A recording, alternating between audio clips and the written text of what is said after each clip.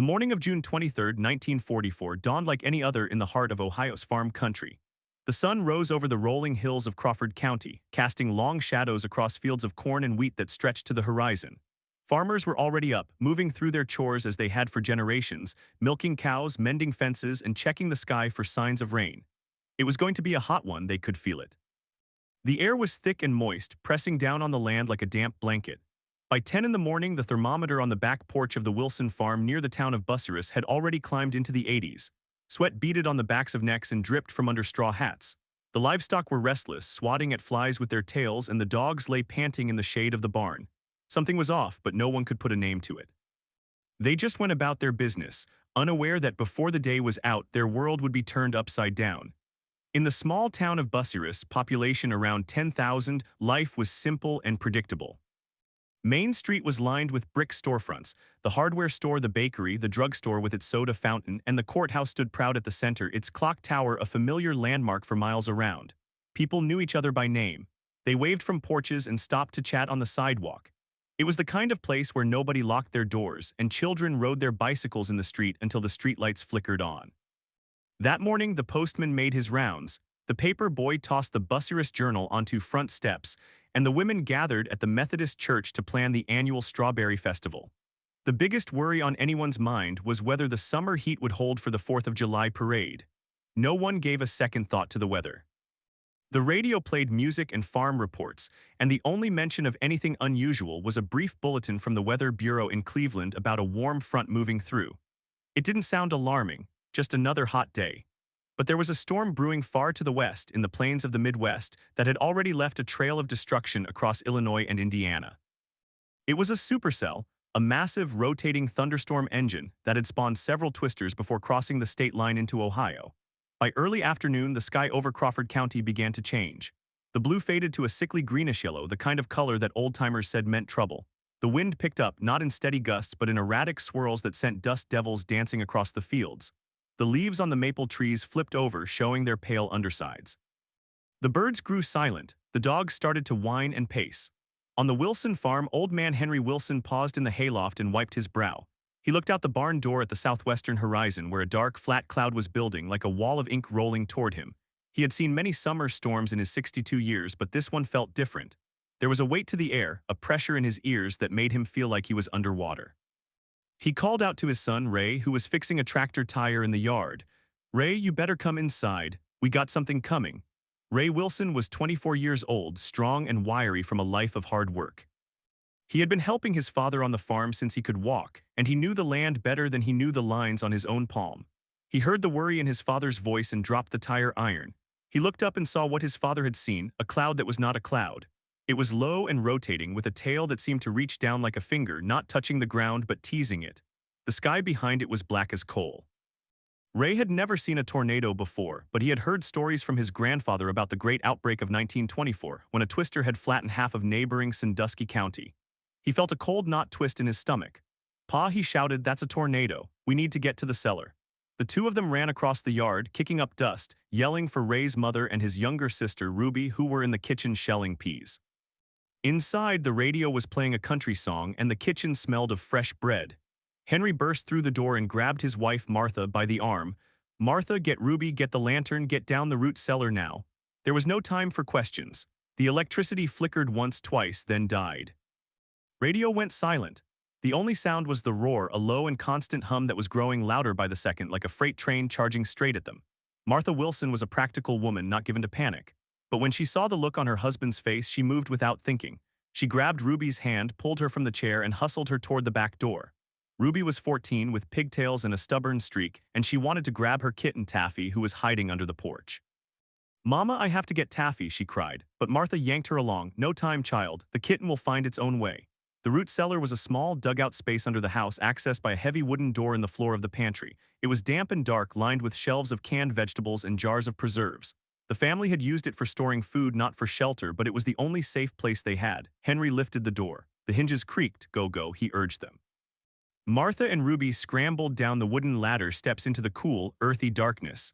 Henry followed, pulling the door shut above them. The latch dropped into place with a solid thunk. They sat on the dirt floor, huddled together, listening to the roar that was now a deafening shriek. The ground above them began to tremble. Ruby buried her face in her mother's shoulder. Martha held her tight, her lips moving in a silent prayer. Henry wrapped his arms around both of them, his knuckles white with the effort of holding on. Up on the surface, the tornado had touched down about 2 miles southwest of the Wilson farm, near the hamlet of Osola. It was a wedge-shaped monster, half a mile wide, rolling with debris, boards, shingles, fence posts, pieces of someone else's life. The wind speed later estimated at over 200 miles an hour. It tore through fields of corn like a scythe, snapping stalks and flinging them into the air like blades of grass. It hit the Osola schoolhouse first, a one-room building that had stood for 70 years. The teacher, Miss Eleanor Pratt, had just dismissed her students for the day.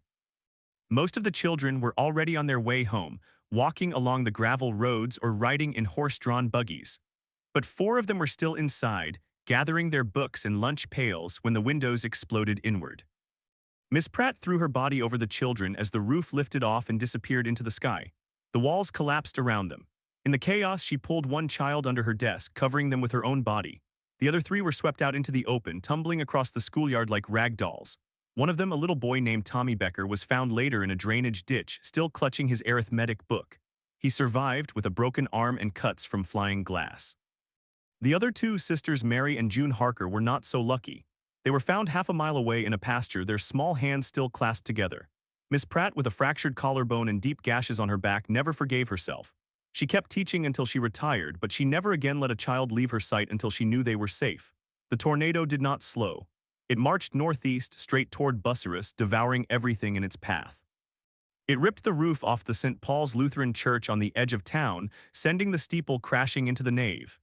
It overturned automobiles on the Lincoln Highway, a major cross-country route. Snapped telephone poles like matchsticks and tangled power lines into a deadly web. Witnesses described the sound as a combination of 1,000 bombs and the roar of a waterfall with the freight train noise underneath. People who were outside dove into ditches, pressed themselves flat against the earth and covered their heads. Some were thrown into barbed wire fences or smashed against buildings. The debris field stretched for miles, personal belongings, furniture, photographs, letters, all scattered like confetti. A wedding dress from a trunk in a second-floor bedroom was later found wrapped around a fence post in a field 20 miles away. A page from a Bible, the verse John 3:16 still readable, was found embedded in a tree branch. The randomness of it all was terrifying. One house would be reduced to a pile of splinters, while the house next door would be untouched save for a few missing shingles. A barn would be swept away, but the milk cans inside would be standing upright as if nothing had happened. In Bucyrus, the town siren had been broken for 2 months. No one had bothered to fix it. So when the fire department saw the funnel cloud approaching, they drove through the streets with their sirens wailing, but it was too late for many. People saw the cloud and ran, but where does one run from a tornado? Some took shelter in their basements. Others hid under their beds. A few tried to outrun it in their cars, only to be caught on the open road. The tornado hit the north side of town at 4:22 p.m. It first struck the Erie Railroad yards, hurling boxcars like toys and tearing up tracks. It then crossed the Sandusky River, sucking the water into its vortex and turning the air into a blinding spray. It slammed into the Whetstone Manufacturing Company, a factory that made farm equipment. Dozens of men were still at work inside. The building collapsed instantly, trapping many under tons of steel and brick. Rescuers would work through the night, digging with their bare hands, pulling out survivors and bodies. One man, Frank Kowalski, was pinned beneath a beam for 6 hours. He sang old Polish folk songs to keep himself awake, and when they finally freed him, he walked away with only a broken leg. One of his co-workers, a young man named Paul Higgins, was not so lucky. He was just standing at the wrong place near an unanchored wall that toppled onto him. He was 22 years old, a newlywed with a baby on the way. His wife Dottie was at home 3 blocks away in a house that somehow survived intact. She waited for him to come home for dinner. He never did. The tornado continued its path of destruction through the residential neighborhoods. It tore the roofs off row after row of houses. It flattened the wooden frame homes that lined North Street, leaving only the basements like empty swimming pools. It ripped the steeple off the St. Joseph's Catholic Church and sent the bell crashing through the rectory roof. It uprooted ancient oak trees in the town square, their roots pulling up sidewalks and benches. The courthouse clock tower stood tall for a moment, then began to sway. The clock hands stopped at 4:23. The tower itself held, but the dome was badly cracked, and stones fell into the street below. At the Bucyrus Hospital, nurses scrambled to move patients away from windows as the wind howled through the hallways. The power was out and they used flashlights and candles. The sound was so loud that even the patients who were deaf could feel the vibrations in their bones. One nurse, Edith Perkins, had just given birth to her second daughter 3 days earlier, but she was back on duty feeling fine. She helped wheel a woman in labor into the basement, where the baby was delivered by flashlight with the roar of the storm above them. The mother named the baby girl Tempest after the storm. She lived to be 98 years old and told the story every birthday. As quickly as it had come, the tornado lifted. It crossed the northern edge of Bucyrus and continued into the farmland beyond, weakening as it went. By the time it reached the hamlet of Holmesville, it had dissipated into a strong gust of wind. The silence that followed was more shocking than the noise had been. The sun came out, weak and watery through the dusty air. The birds started to sing again, tentative at first, as if they weren't sure it was safe. People emerged from their hiding places, blinking in the light, covered in grit and bruises. They looked around at a world that had been rearranged. The familiar landmarks were gone.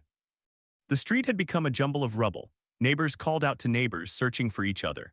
The first sounds were cries of relief, then calls for help, then the weeping of those who had found what they had hoped not to find. The Wilsons, down in their root cellar, heard the roar diminish and fade. They waited a long time, 10 minutes, 20, not moving. Finally, Henry lifted the door and poked his head out. The sky was blue again, but the farm was gone, the house was gone, the barn was gone. The cornfield that spread to the east was now a brown, churned-up mess, as if a giant had taken a rake to it. The only thing left standing was the chimney, a lonely pillar of brick. Martha climbed out next, her hand over her mouth. Ruby looked out and started to cry. Taffy the kitten was sitting on the chimney, meowing. She had survived by curling up inside the stovepipe. They walked around in a daze, stepping over a shattered picture frame that held a photograph of Henry and Martha on their wedding day. In the immediate aftermath, the people of Crawford County did what they always did. They helped each other. The word spread by foot and by car, for the telephone lines were down. Farmers for miles around hitched up their wagons and drove into town with medical supplies, food, blankets. The Red Cross set up a temporary hospital in the high school gymnasium. The National Guard was called in to keep order and help with search and rescue. By nightfall, the dead were being laid out in the basement of the courthouse, covered with sheets. The count would eventually reach 27 in Crawford County alone and over 100 injured. Among the dead were a mother and her 3 children, found in the ruins of their home, still in a huddle. An elderly couple, married 63 years, died side by side in their bathtub, which had been ripped from the floor and thrown into the yard. A young boy, Jimmy Carter, not the president, just a farm boy who loved baseball, was found in a tree with his glove still on his hand. The stories from that day passed from parent to child, becoming part of the county's memory, a scar on the land and the soul. And as the sun set over the wreckage, the people gathered in small groups, holding candles, whispering prayers. They knew that tomorrow they would start to rebuild, but tonight they mourned. They searched for the missing. And they looked at the sky with a new kind of fear, knowing that the same sky that gave them light and rain could also take everything away in a single terrible moment. The night of June 23, 1944 was quiet and cool, with a million stars overhead, as if the heavens themselves were trying to apologize for what had happened during the day. But the people of Crawford County did not sleep. They sat on piles of rubble, listened to the distant sirens, and waited for the dawn to reveal the full measure of what they had lost. The dawn came slowly, reluctantly, as if the sun itself was hesitant to reveal the devastation it would illuminate. The first light crept over the eastern horizon, painting the sky in shades of pink and gold that seemed almost mocking in their beauty. In Bucyrus, the survivors stirred from their makeshift shelters, their bodies stiff and sore, their minds still struggling to process the nightmare they had lived through. The air smelled of wet plaster, splintered wood, and something else, something metallic and sharp that none of them would ever forget. It was the smell of destruction, of lives torn apart, of the fine dust that had once been someone's home now settling into their lungs. The streets were a maze of debris. A child's wagon lay upside down in the middle of the road, its wheels still spinning lazily in the breeze. A grandfather clock stood upright against a shattered tree, its pendulum silent, its face cracked but still ticking, as if time itself refused to stop. A man named Earl Thompson walked down the street in his bathrobe, carrying a coffee mug that had somehow remained intact. He stopped at what used to be his neighbor's house, now just a pile of boards and plaster. He set the mug down on a stack of bricks and began to dig with his bare hands. He didn't know if anyone was alive under there. He just knew he had to try. The rescue efforts intensified as the morning wore on. Teams of volunteers formed human chains, passing debris from hand to hand, listening for any sound, any cry for help from beneath the wreckage. They found a woman named Clara Bellamy buried under a collapsed staircase. She had been trapped for 14 hours, her leg pinned beneath a heavy beam. She had used her apron to tie a tourniquet around her thigh, and she had recited the Lord's Prayer over and over to keep from screaming. When they finally lifted the beam, she did not cry. She looked up at the blue sky and said, "Thank you, Lord," and then she fainted. She was carried to the high school gymnasium where the Red Cross volunteers worked without rest. There were no enough doctors, so the nurses and the farmers and the housewives who had seen a thing or two stepped in. They set bones with splints made from fence posts. They cleaned wounds with boiled water and whiskey. They held hands and whispered words of comfort to the dying and the living alike. In the fields outside of town, the search for the missing continued. Farmers on horseback rode through the countryside looking for bodies that might have been carried miles away by the wind. They found a man named Harold Grimes in a drainage ditch, his body covered in mud and debris. He had been walking home from his job at the grain elevator when the tornado caught him. He was thrown nearly a quarter of a mile. His clothes were torn to shreds, but he was alive. He had a broken arm and a deep gash on his forehead, but he was alive. He had landed in the ditch and the water had kept him from being crushed by falling debris. He later said that he had prayed the whole time he was in the air and that he had felt something, a hand, a presence holding him up. He could not explain it and he did not try. He just thanked God and went back to work on his farm 3 weeks later with a cast on his arm and a new appreciation for every sunrise. The town of Bucyrus began the long process of rebuilding, but the emotional scars were deeper than any wound. The funerals started the day after the storm. There were so many that the churches could not hold them all, and the services were held in the open air under the same sky that had brought the destruction. The bodies were laid out in the high school auditorium and the families came to identify them. It was a grim task, made worse by the condition of some of the bodies. The tornado had not been kind. It had twisted and torn and mangled. The coroner, a man named Dr. Samuel Reeves, worked for 36 hours straight, his hands steady, his face a mask of professional calm. But when he went home that night, he sat on his porch and wept. He had seen war. He had served in France during the Great War, but he had never seen anything like this. He had to identify a young girl by the pattern of her dress because her face was beyond recognition. Her mother had sewn that dress by hand, using fabric from an old flour sack. The pattern was a simple floral print, blue flowers on a white background. The mother knew it instantly.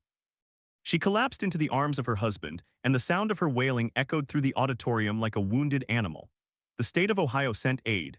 The governor, John Bricker, declared Crawford County a disaster area and mobilized the Ohio National Guard. Trucks arrived with food, water, blankets, and medical supplies. The Red Cross set up feeding stations in the town square where volunteers served hot soup and coffee to the exhausted survivors. The Salvation Army sent a mobile kitchen. The Mennonites came with their horse-drawn wagons, offering to help rebuild barns and homes. The people of Bucyrus were not alone. They received letters and telegrams from all over the country, from people who had heard about the tragedy and wanted to help. A school in Cincinnati collected pennies and sent a check for $42.17. A church in Cleveland sent a box of clothes and toys for the children who had lost everything. And slowly, painfully, the community began to heal. But the healing was not linear. There were setbacks. A woman named Marshfield Hoffman, who had lost her husband and 2 children, was found wandering the streets a week after the tornado, still looking for them. She had been in the hospital for 3 days with a concussion, and when she woke up, she did not remember that they were dead. She walked from house to house, knocking on doors, asking if anyone had seen her family. The neighbors who knew the truth did not have the heart to tell her. They brought her inside, gave her tea, and called her sister to come take her home. Edna never fully recovered. She spent the rest of her life in a state of confusion, sometimes asking about her children, sometimes not. She died in a nursing home in 1962, still waiting for them to come home. The tornado also changed the way people thought about the weather. In the years before 1944, many farmers and small-town residents did not take tornado warnings seriously. They had heard stories, of course, but they thought of tornadoes as something that happened somewhere else in Kansas or Oklahoma, not in Ohio. But after the Crawford County tornado, that changed. People began to build storm cellars. They paid attention to the sky. They listened for the sound of a roaring train. The Weather Bureau, as it was then called, faced criticism for not predicting the storm. The Bureau had issued a general warning for thunderstorms, but nothing specific about tornadoes. The technology of the time was primitive. Radar was in its infancy, and weather forecasting was more art than science. But the people wanted answers. They wanted someone to blame. A local newspaper, the Bucyrus Telegraph Forum, published an editorial demanding that the government invest more in weather research. The editorial was picked up by the Associated Press, and soon the story of the Crawford County tornado was being discussed in Washington. It would be another decade before the first tornado warning system was developed, but the seeds of change were planted on that June day in 1944. The tornado also had a profound impact on the families who lived through it. The Wilsons, who had lost everything, moved in with Martha's parents for a time. Henry Wilson, a proud and stubborn man, struggled with the loss of his farm. He had worked that land for 20 years. He had built the barn with his own hands. He had planted every tree in the orchard, and now it was gone. He fell into a deep depression. He stopped eating. He stopped talking. He would sit on the porch of his in-laws' house and stare at the horizon, his eyes empty. Martha tried to reach him. She brought him food. She talked to him about Ruby, about the future. But he was lost. It was Ruby who finally brought him back. One evening, she climbed onto his lap and put her small hands on his cheeks. She said, "Daddy, we can build a new farm." And Henry looked at her, and he saw in her eyes the same determination that had kept him going through drought and flood and hard times. He hugged her tight and he cried.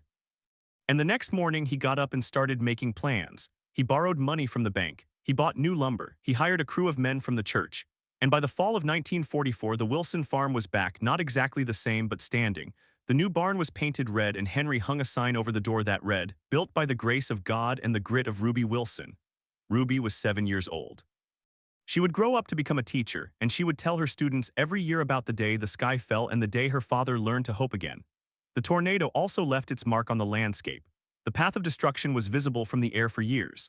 Farmers would plow around the debris, finding bits of metal and glass in their fields for decades. A man named Walter Riggs, who owned a farm north of Bucyrus, found a child's shoe every spring for 20 years. He would hang them on a fence post, a silent memorial to the little girl who had lived on the next farm over. Her name was Lucy, and she had been 3 years old. She had been wearing a red dress and white shoes when the tornado took her. Walter never knew her family well, but he never forgot. He would tell his grandchildren whenever they complained about the weather about that day in 1944. He would say, "You respect the sky, boy, you respect it because it can turn on you in a heartbeat." In the years that followed, the people of Crawford County held annual memorial services. At first, they were large and somber, with the whole town gathering in the square. The names of the dead were read aloud. A moment of silence was observed.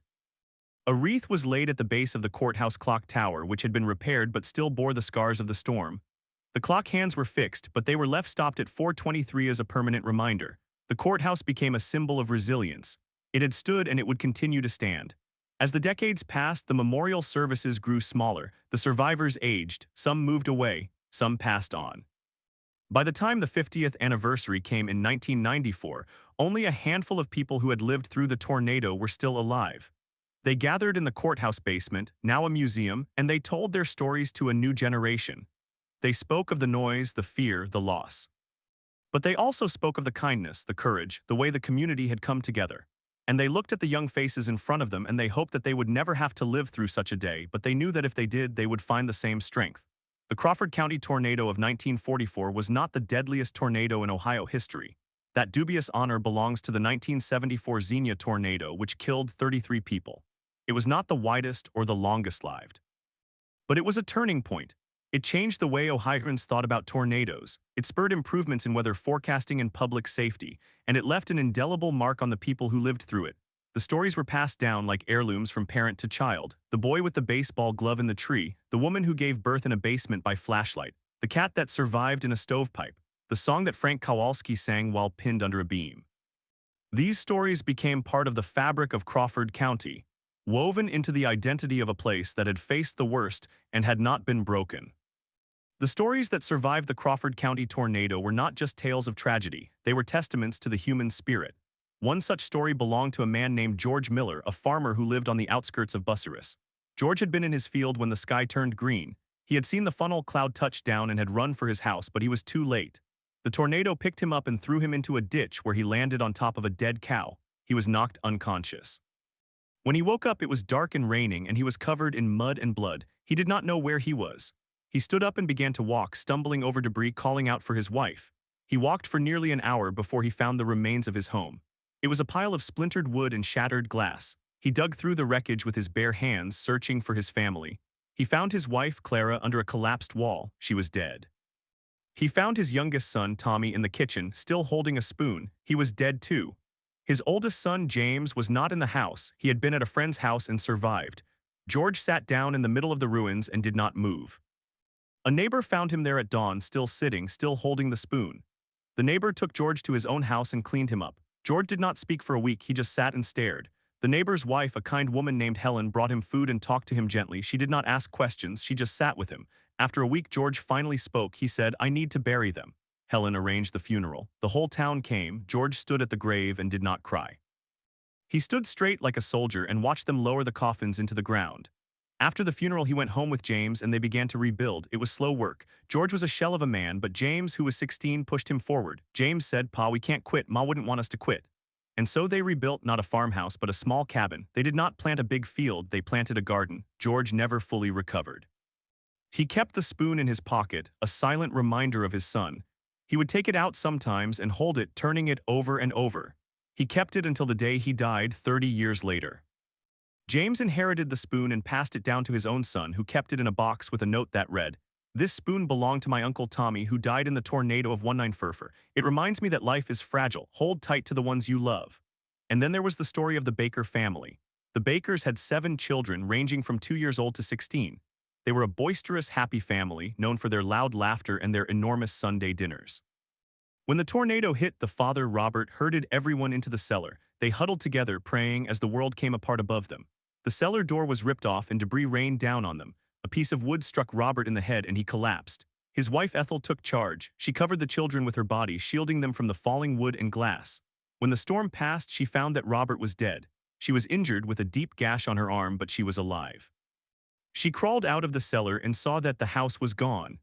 She gathered the children around her and walked to the nearest neighbor's house, leading them like a mother duck with her ducklings. The neighbor, an elderly woman named Mrs. Graham, took them in. She bandaged St. Arm and gave the children milk. Ethel did not cry. She was too stunned. She just kept repeating, "Robert is dead, Robert is dead." The children watched her, frightened. The oldest, a girl named Mary, took charge of the younger ones. She put them to bed in Mrs. Graham's spare room and told them stories to calm them down. Ethel sat in a rocking chair all night, staring at the wall. In the days that followed, the community rallied around the Bakers. A local carpenter donated lumber to build a new house.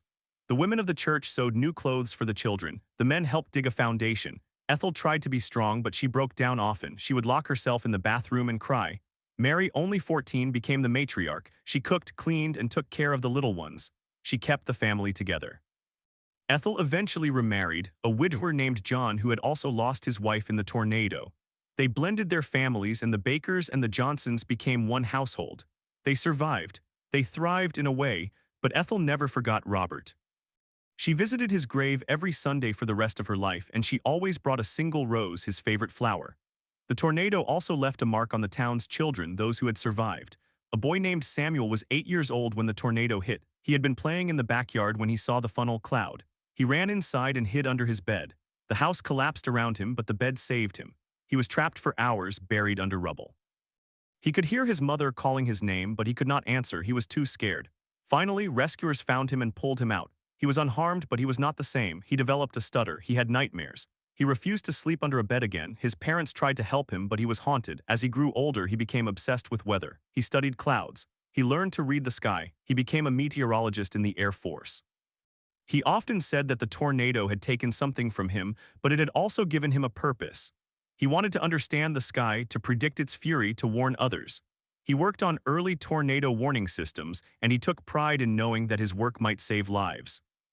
He never forgot the sound of the wind that day, the roar that seemed to come from inside his own head. He heard it in his dreams sometimes, and he would wake up sweating. But he had turned his fear into a weapon. He died in 1998 at the age of 62 of a heart attack. At his funeral, his daughter read a poem he had written about the tornado. It ended with these lines, "The wind took my voice, but it gave me a warning. I speak for the sky so you can live until morning." The tornado also affected the town's economy. Bucyrus had been a small farming community, reliant on agriculture and a few small factories. The destruction of crops and livestock was devastating. Farmers lost their livelihoods. The local creamery was destroyed, and many dairy farmers were left with no place to sell their milk. The railroad depot was damaged, disrupting shipping. The town's bank had to lend money to farmers to rebuild, and some farmers could not repay those loans. They lost their land. The town's population declined slightly in the years after the tornado, as some families moved away to start over elsewhere. But those who stayed were resilient. They formed a cooperative to rebuild the creamery. They pooled their resources. They planted new crops. By 1947, the town had recovered economically, but the scars remained. The county fair, which had been scheduled for the week after the tornado, was canceled. It was not held again until 1946. When it returned, it was a symbol of renewal. The fairgrounds had been rebuilt, and the first year's theme was Building Back Stronger. A parade went through the streets of Bucyrus, led by the survivors. They marched with banners that read, "We shall not forget," and "Crawford County Strong." It was a day of celebration, but it was also a day of remembrance. The names of the dead were read aloud before the parade began. A moment of silence was observed, and then the band played and the children laughed and the town moved forward together. The tornado also changed the way people built their homes. After 1944, many homeowners in Crawford County installed storm cellars. They reinforced their foundations. They anchored their roofs. The local building codes were updated to require stronger construction. The county government also invested in a network of storm sirens which were installed on poles throughout the area. These sirens were tested every Saturday at noon, a practice that continues to this day.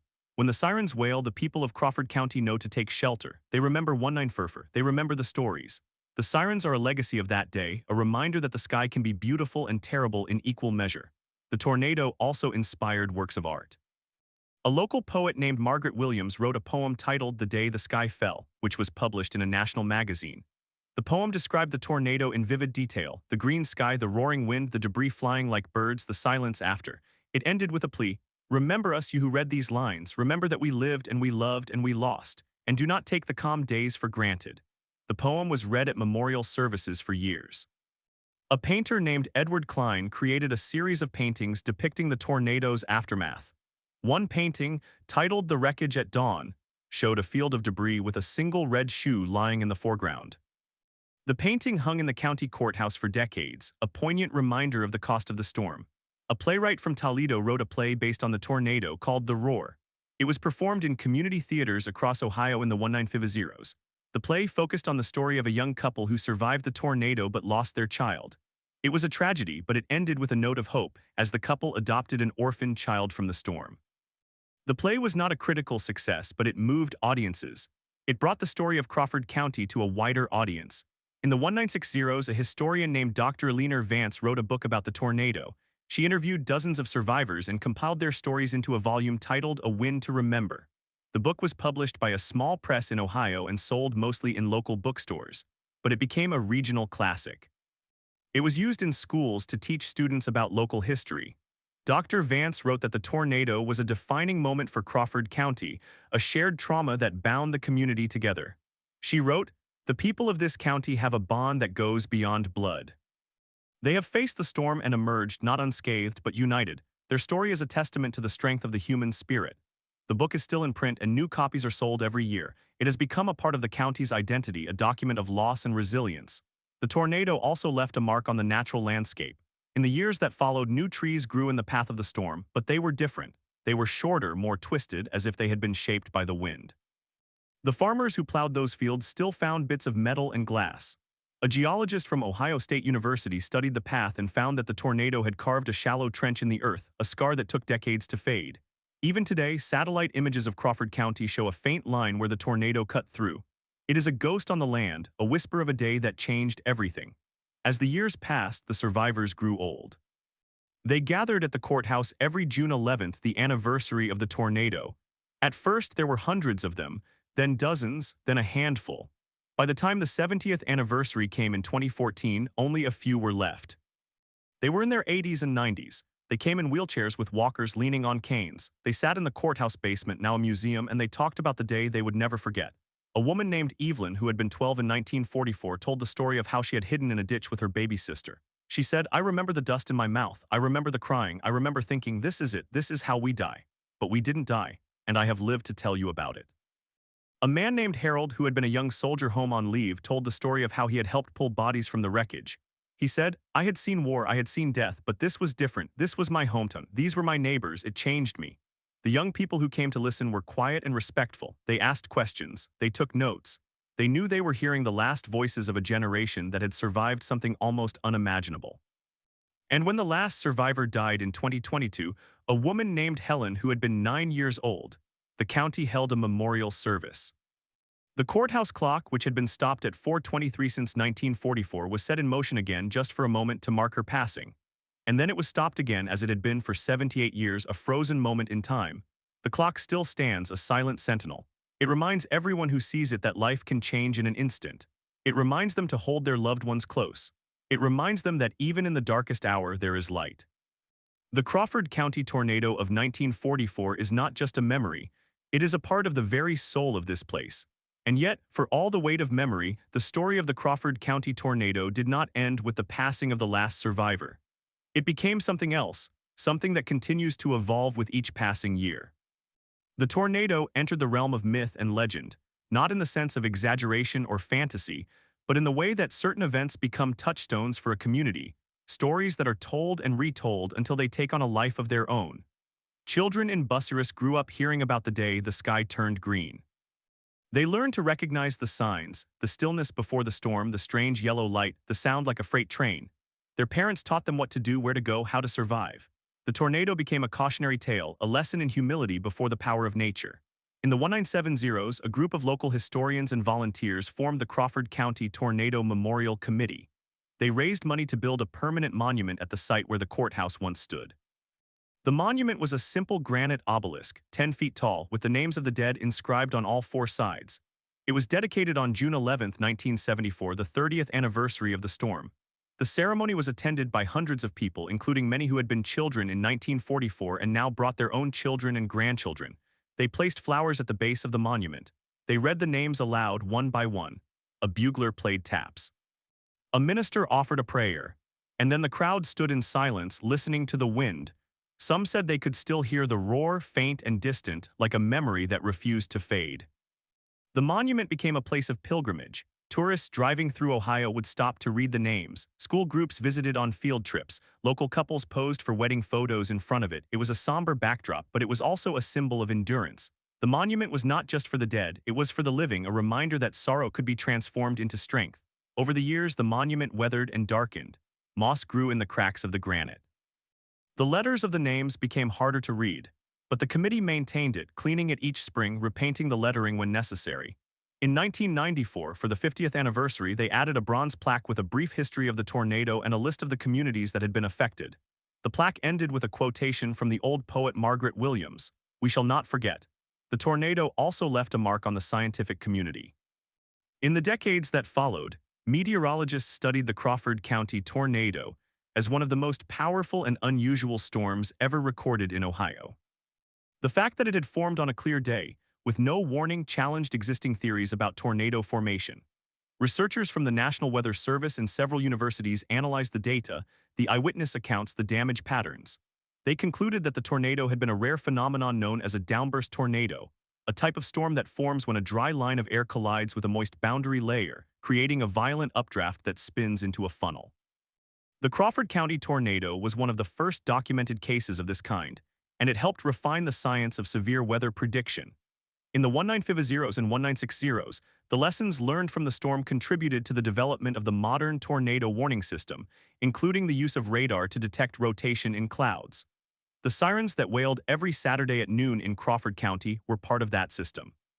They were a direct legacy of the storm, a way to ensure that what happened in 1944 would never happen again, at least not without some warning.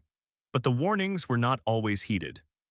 In 1979, a tornado touched down in neighboring Sandusky County, just a few miles from the path of the 1944 storm. It was a weaker storm and EFTWO, but it still caused significant damage. The sirens sounded and most people took shelter, but a few did not. A man named Frank, who had been a boy in 1944 and had lost his family in the Crawford County tornado, was found in his yard after the 1979 storm, watching the clouds. He told reporters that he had not taken shelter because he wanted to see the tornado. He wanted to face it.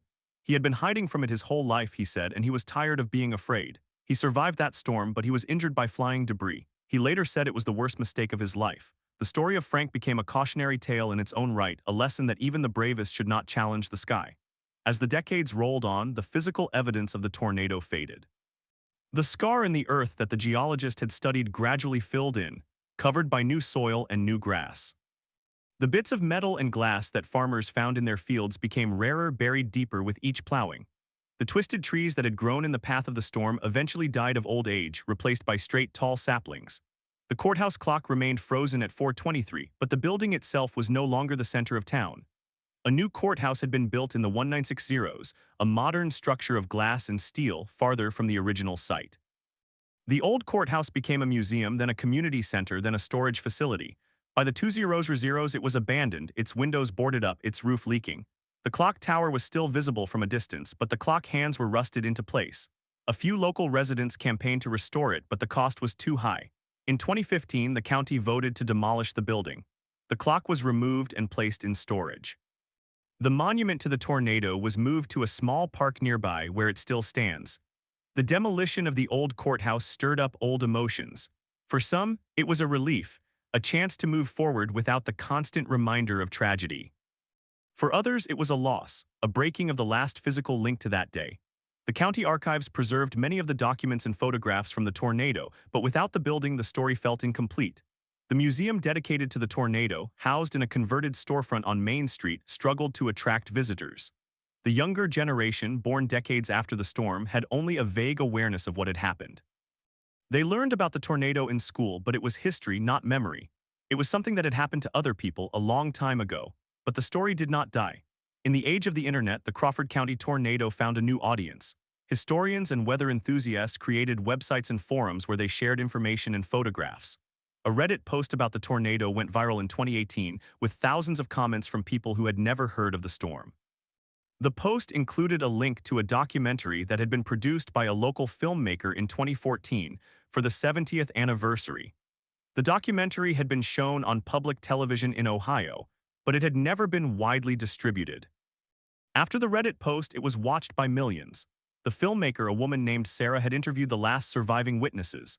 She had also used computer-generated imagery to recreate the tornado, showing the green sky, the debris cloud, the moment the courthouse collapsed. The documentary won an award at a film festival in Columbus. It was praised for its emotional impact and its historical accuracy. In the wake of the documentary, interest in the Crawford County tornado surged. The local historical society saw a spike in donations. The museum on Main Street expanded its exhibit, adding new artifacts that had been donated by families of survivors. A school in Bucyrus started a project where students researched the tornado and created oral histories. They interviewed the children and grandchildren of survivors, preserving the stories that had been passed down. A local author wrote a novel based on the tornado called The Green Sky, which became a bestseller in Ohio. The novel told the story of a young woman who lost her family in the storm and spent the rest of her life searching for meaning. It was not strictly factual, but it captured the emotional truth of the event. The novel was taught in high school English classes across the state. And so the Crawford County Tornado of 1944 became more than a local tragedy. It became a part of the American story, a symbol of the power of nature and the resilience of the human spirit.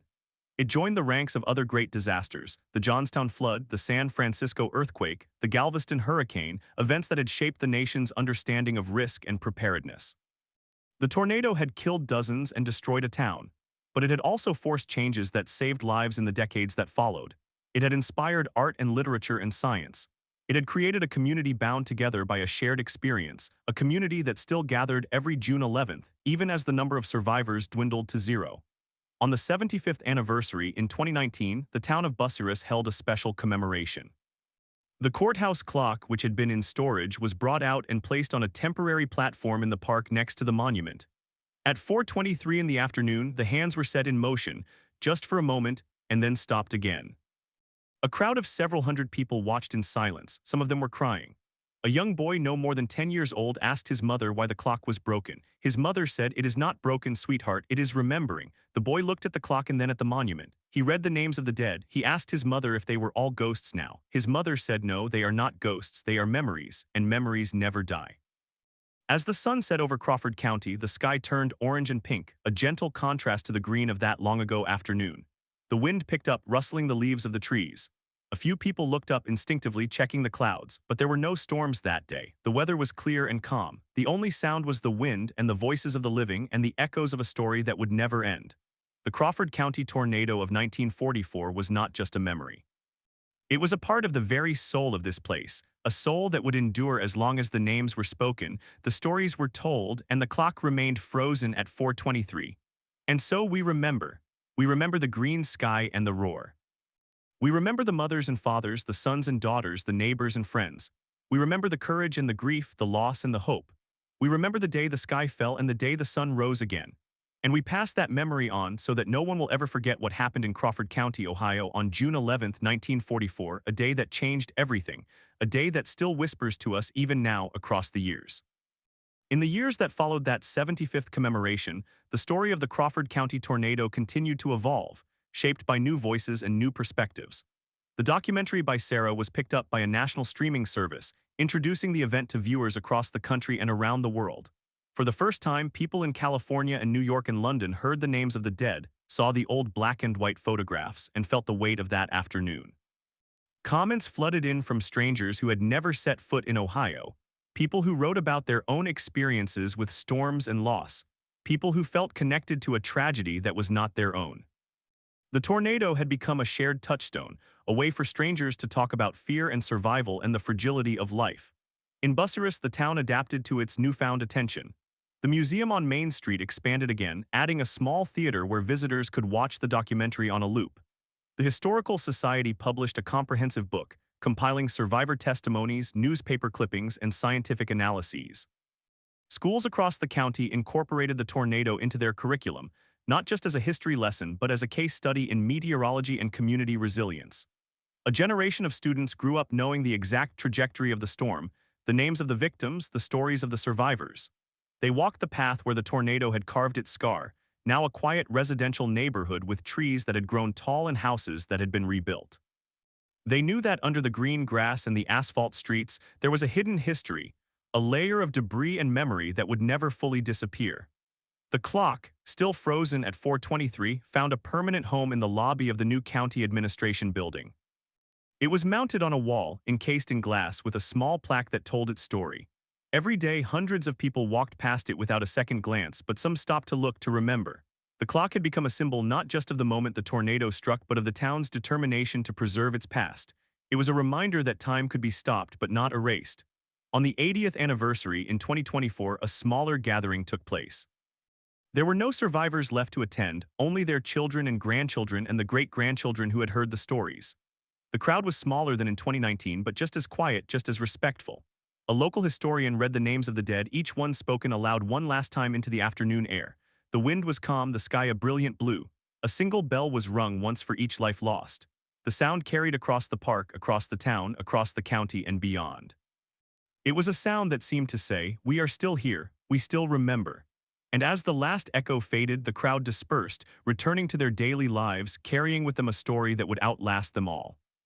That is the true legacy of the Crawford County tornado. Not the damage, though that was immense, not the fear, though that was real, not even the changes it brought to weather forecasting, though those saved countless lives. The legacy is the memory itself, the act of remembering, the choice to keep the story alive. In every generation, someone steps forward to tell it again, to write it down, to share it with someone who has never heard it. And so the green sky and the roar, the mothers and fathers, the sons and daughters, the neighbors and friends, they live on not as ghosts but as memories. And memories never die. They only wait, patient and eternal, for someone to speak their names again. The Crawford County Tornado of 1944 is not a closed chapter. It is an open book, passed from hand to hand, from voice to voice, from year to year, across the distance of time, across the depth of grief, across the quiet beauty of a summer afternoon when the sky is clear and the wind is still and the clock is frozen at 4:23. And so we remember. And so we will always remember.